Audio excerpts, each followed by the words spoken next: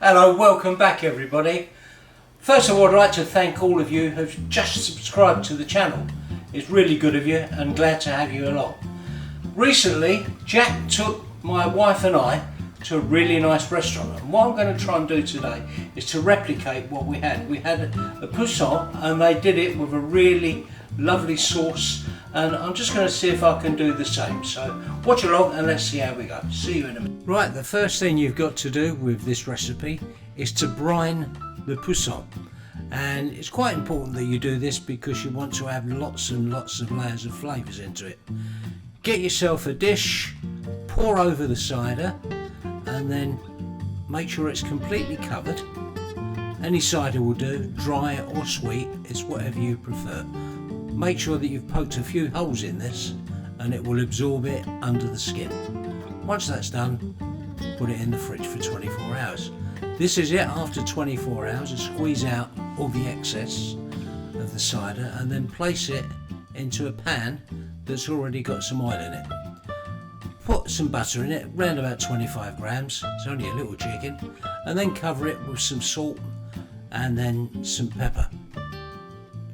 Once that's ready, put a knob of butter on the top, about the same amount again, and then we'll put this in the oven for about 40 minutes at 170 degrees centigrade. Now I'm peeling an apple to get ready to make an apple disc that will go over the chicken. So what I do, peel this and then cut out the core and then cut it into segments. There we are, cutting out the core, and then the next thing, chop this up into small pieces, because then what we're going to do is put it into a blender to mix it into a puree.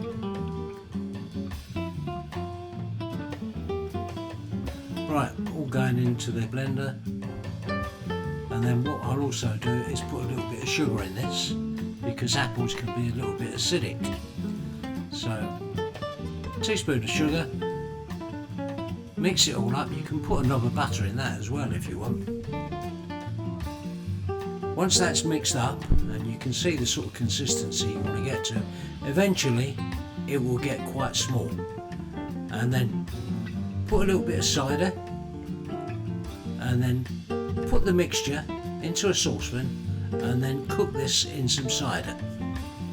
And bring it to the boil and then simmer it until it all becomes a very smooth consistent.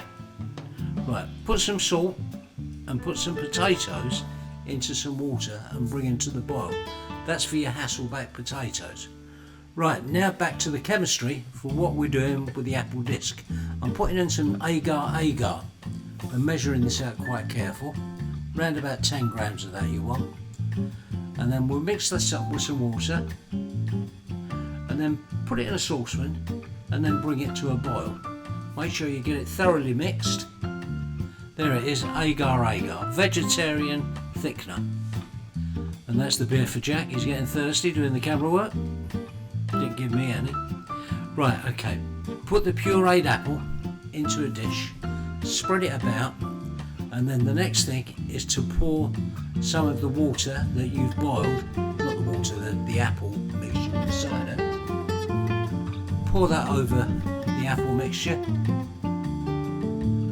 and then get it even, and then we'll just leave that aside to set.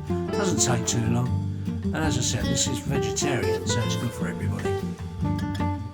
Right, take out the Poussin, have a look, see how it's doing, and that looks pretty good to me. Now to make the gravy. Right, what you do, deglaze the pan of all the juices with a glug of white wine, and then mix that along, and then you can add what you like to this. It depends on your preference. Now I'm cutting the potatoes for the Hasselback potatoes. I partly boil them because it's a lot quicker to get them all done in time. And you'll notice I'm cutting them on a wooden spoon so that I don't go right the way through. Try to get them even if you can. And then what that does, it allows them to fan out and absorb everything else that you put into them. I'm putting them into a hot dish. Doesn't look hot, but it is. And then I'll then baste this before I put it into the oven.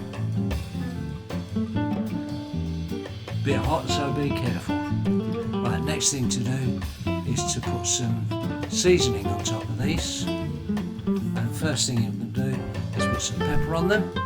Then I'll put some salt. And then after we put the salt, we'll add in some herbs. The herbs I'm using are fresh thyme and also rosemary. You can use whatever you like. Here's the magic trick.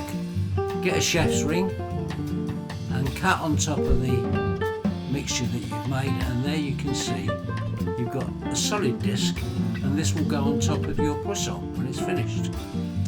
And to the plating up, serve with some broccoli. There you can see the Hasselback potatoes, that lovely gravy, and then finally we'll put on the disc of apple, and as you eat it the apple will melt all over the chicken, and it's cider apple. There you go. Hello, welcome back. Right, well, I've cooked this dish and I must say I'm very pleased with it. It really is a nice piece of cooking, if I might say so myself. I've served it with these Hasselback potatoes, which are the best of all worlds.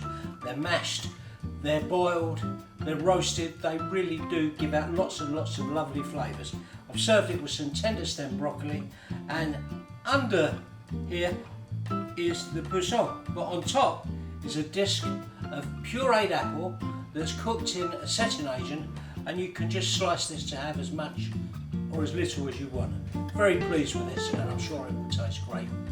Thank you to all my subscribers and all the new ones hopefully to come. Keep on watching and please like and subscribe. And once again, Jack, thanks for all your brilliant filming. And I'll see you all again next week. And the next week is going to be a St. Patrick's Day special, so watch out for that one. I'll be all dressed up. See you soon. Bye.